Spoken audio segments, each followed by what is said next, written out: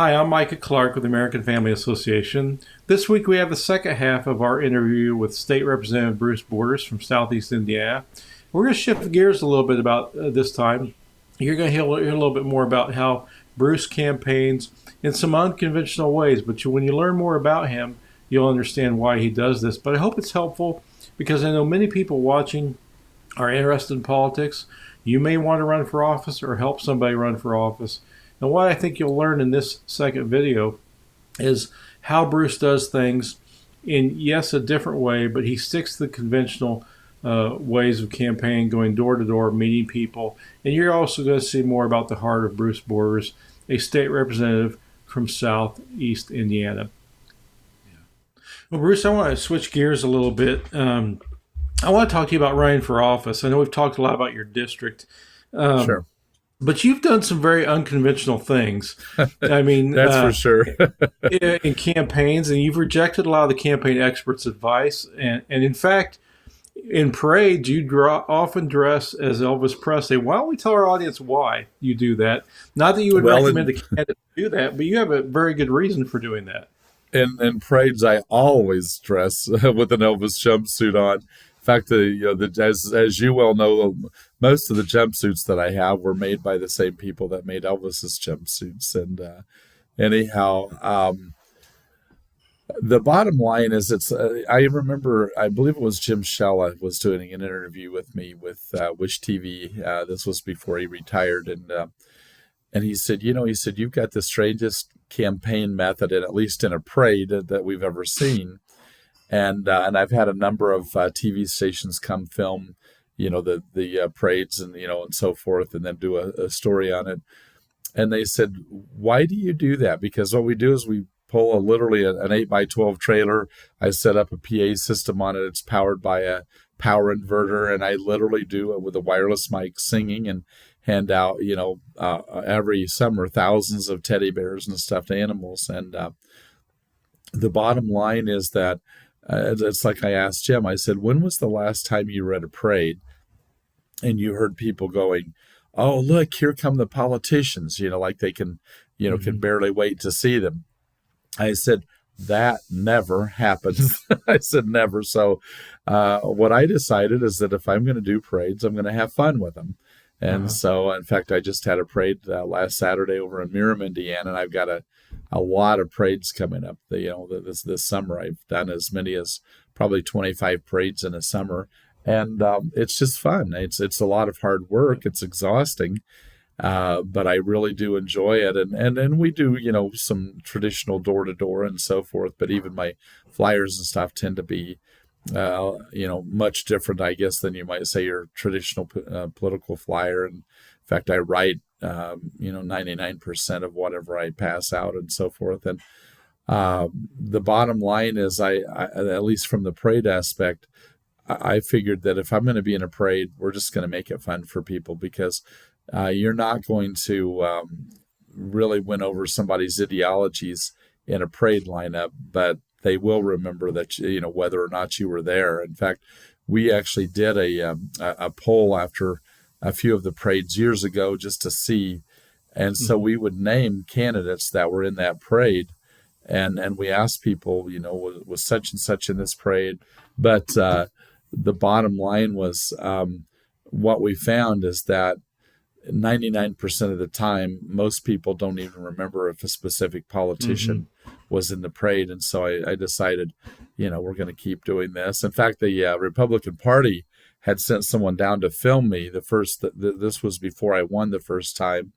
And they begged me to quit doing the Elvis thing in the parade. They said nobody would take me seriously. I said, people will be fine with it, and so actually the individual that did the filming got a hold of me later, and they said that they had turned the video over to the House Republican Campaign Committee, and they got a hold of me and they said, whatever you're doing, keep doing it, because they couldn't believe the responses that we were getting. People forget that, even though he had his issues, from a personal standpoint, that his life was kind of self-destructive. As far as, an entertainer, Elvis was one of the most beloved icons, maybe the most beloved entertainment icon in American history. So It's like, people aren't, when you come through doing Elvis, they catch themselves bebopping to Teddy Bear or to Hmm. Don't Be Cruel or whatever, because people identify with those tunes and they have fun with it. Well, and I should tell the audience too. I wouldn't recommend every candidate to do that, but you have a unique angle for doing that because you have, in addition to your two other jobs, insurance and as a landlord, um, you are an Elvis impersonator. You were on David Letterman. You toured with Wolfman Jack with me in the '50s and '60s groups. You could probably name a lot of people that people would know that you still do hundreds of shows. Tell us about that. What gets you started in that, and you're still active in it, are you not? I am. I'm very active in it. Yeah. In fact, whenever I was in high school, in fact, David Letterman asked me that question. He said, "How did you get started?" I used to detassel corn. And to make a long story short, there was a guy named Roger Maxon, and he lives out east somewhere now. I think Philadelphia or somewhere out that way. But anyhow, he would sing the song Jailhouse Rock while we were detasseling corn. And I was always a big Elvis fan. And I had a neighbor, a guy named Johnny Turley, who I thought looked a lot like Elvis. And when he would come home from the military, I would sit on his back steps with him when I was a little kid, and he would shine his shoes. And to make a long story short, I thought he looked a lot like Elvis, and I think that I became a big Elvis fan from that aspect. And then when Roger was singing Jailhouse Rock, he taught me the words to Jailhouse Rock. I started singing them, and everybody goes, "That sounds like Elvis," and so they started bribing me. I've always been a huge pastry fanatic, with Twinkies and Ho Hos and stuff at lunchtime to do more Elvis songs. And then that fall, I think the fall of 1975 in high school, they needed somebody to do Elvis for the swing choir. I wasn't in choir, so they had me to go ahead and try out for the part. And I got the part, and it went over really well. In fact, I got a standing ovation at the fall open house in high school, and then the rest, they say, is history. I wasn't even in choir, but they had me at that time to tour with the swing choir until I eventually later joined choir on a full time basis. And anyhow, when I told that story to David Letterman about the Twinkies and Ho-Hos, he kind of took his pencil and he kind of clicked it on the desk, and he goes, "Of course, Elvis had that same deal going in the latter days of his life." And I said, "Well, I suppose so, But anyhow, I've done the Letterman Show, Oprah, Joan Rivers, Entertainment Tonight. Toured with, I opened up for Loretta Lynn, Conway Twitty, Marshall Tucker Band, Willie Nelson, Debbie Boone, and I did a concert together in Louisville, Kentucky. I mean, the list kind of goes on and on. I've Wow. done over the years about 6,000 concerts. Wow. I didn't know it was that many. That's amazing. Yeah. Yeah. Well, talking about campaigns still, that's kind of, we could get distracted on that. I think it's Sorry fascinating. about that. I didn't mean to get off No, on a tangent that's there. great. I wanted you to talk about that, but you've done something else that a lot of campaign people don't do. It seems like campaigns roll around, and all the postcards are the same. You could just put a different politician's picture on it. If you're a Republican, you talk about life and Second Amendment. If you're a Democrat, you talk about education. But you've done Sure. some unconventional things as well. I mean, you even did a campaign piece where you wrote a letter to your parents. Tell our audience about that. What was your thinking behind that in marketing? Well, I mean, the bottom line is that I wanted people to know who I was and where I came from, and the bottom line was that there were 8 of us children. 2 of my sisters have passed, but there's still 6 of us living, and mom and dad were so key in the faith that I have today. I mean, without them, I just simply would not be a Christian. It's that simple. Mhm. And so, even though they're both at home with the Lord, I decided that what I would do was to write a love letter to my mom and dad, and to this day I still get more comments on that mailer, and it was and is very sincere. And anyhow, so the bottom line is, I don't want people just reading the campaign literature and throwing it away. I want it to Mhm. really touch their hearts, and to really let them know, here's who I am. But not just that, the reason I am who I am is because of these two people, my mom and dad, and to share some. And so my ads tend to be very, I guess you might say, very unusual or very different, but so be it. That's the direction. So it really tells people who you are more than just Yes. a regular postcard. Um, Bruce, as I think about your story, if I were talking to somebody who had done a show with Joan Rivers, had done 6,000 concerts, had been on David Letterman, all the things that you mentioned, and they wanted to run for office, they would probably come to me and want to run for Congress. But you ran for mayor and then ran for state rep. What is the risk of overreaching? You first ran at the local government. How important was it for you to run at the lower level, then move up, rather than maybe overreaching? Do you see that a lot with candidates? I do, but the bottom line is that I've talked to a number of congressmen or congresswomen that they feel, in a sense, inconsequential when they go to Washington D.C. They feel like their bills rarely get heard and so forth. Hmm. And I think that we can actually, at least for the 6.5 million Hoosiers that we represent, that we can actually have more impact with their lives and helping their lives than potentially to go off to Washington D.C. And the bottom line is I don't view it as that I have to be at this level, then go to the next rung, then to the Right. next rung. My view is I want to be effective wherever the Lord has allowed me to serve at, Yeah. and that's why I feel it's like I've talked to, again, a number of congressmen who are like very frustrated.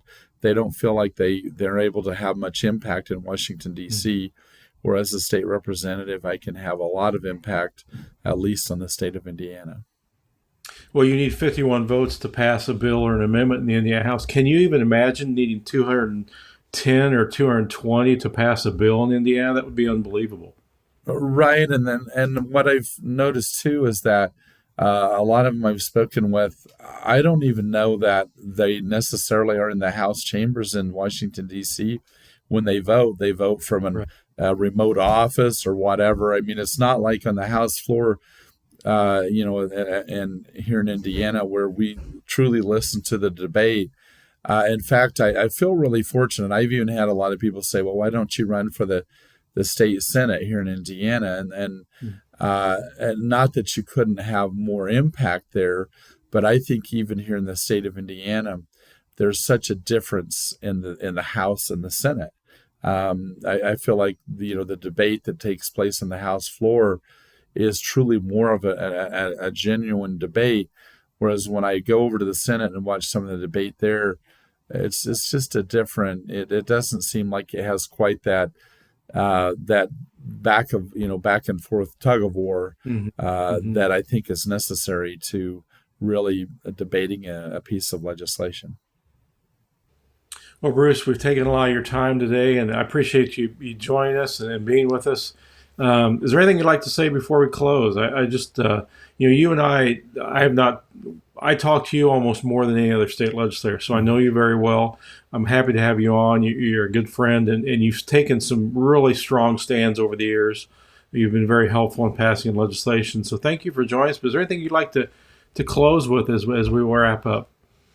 Yeah, I think the most important thing for any of us that serve in the General Assembly, or whether a person be a mayor or city councilman, county councilman, or whatever, is just to, like the Bible tells us, to do all things as unto the Lord. Again, at the end of our days, and in fact, I would venture to guess that most of us, when we're out of office, people might remember. They might go, "Didn't you used to do something political?" Hmm. They may not even remember what it was. And so it's just really important that while we're there, that we really do things as unto the Lord, Hmm. because at the end of our life we will answer to him. and Right. and so Right. whether and I've always, and I tell a lot of the freshmen, I said, remember, do the right thing while you're here, because the odds are when you're no longer here, people won't even remember that you served. I mean, other than maybe your immediate family, and some of them might not even remember it. So the bottom line is, we have a Heavenly Father who will remember and who will know. And so it's just important that we do things in service and true and genuine service to Him. Well, thank you for the impact you've had down there. I appreciate all that you do. It's great to have you join us today. And I just want our audience to kind of have a picture of the service that you do and to learn more a little bit about you. But thank you for all you've done. And I know it's the summer, but it won't be long before Organization Day is around the corner and the legislature starts again. So, and I know you've got issues that you're always looking at, but thank you for being with us and thanks for your service. That's my pleasure. I enjoyed it very much. Thanks. And thank you for your friendship and your brotherhood in Christ Jesus as well. Sure. Well, I wanted you to see the personal side of a state representative. You don't see that very often. You see them on the campaign trail or you see them in the news. And this is somebody who I think had a really interesting personal story. Again, someone I've known for a long time. And, you always think about great questions afterwards. One of the things I would have asked Bruce about was social media, because so many times candidates or people come to run for office, talk to me about their campaign. They pour a lot of money into social media.